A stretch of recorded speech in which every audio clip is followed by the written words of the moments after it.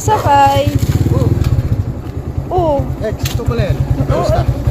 Ito, okay lang naman. Yan pala trabaho mo ngayon. Oo, tricycle driver. Ikaw? Okay naman ang buhay ko. Buti na lang nakipaghiwalay ako sa'yo. Kundi, Bakit naman? naku po. Paano na buhay ko nito? Grabe ka naman, masyado mo minamalit yung trabaho ko. Ano Eh, ba alam, marangal ang trabaho ko. Kahit tricycle driver lang. Right na. Ihatid mo na ako. Ang dami mo sinasabi. Buti na lang naghiwalay tayo. Ako sa akin, ex. Kuya, pasakay po. Tara. Oh, ex, Oh, ikaw na naman. Timing nga. Teka lang, bakit parang namumula yung mata mo?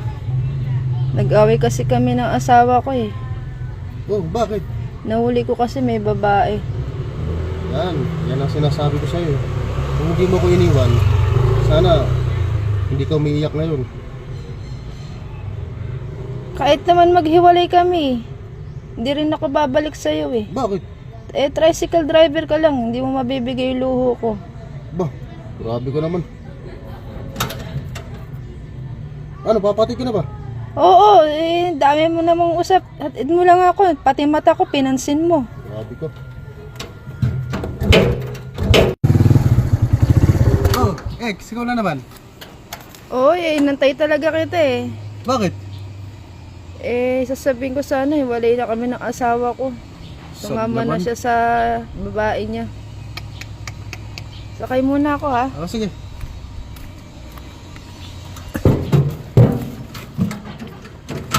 May sasabihin sana ako eh.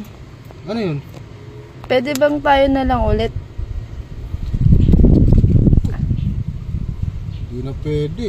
Meron na akong asawa eh. Di ba, ikaw na nga nagsabi na ayaw mo sa tricycle driver kasi hindi mo ibibigay ang gusto mo. Ganun ba? Oo. Eh, yung asawa ko kasi ngayon eh, tanggap yung trabaho ko tricycle driver eh.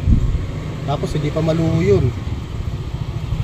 Tapos kumutara lang naabot ko sa kanya, kontento na siya.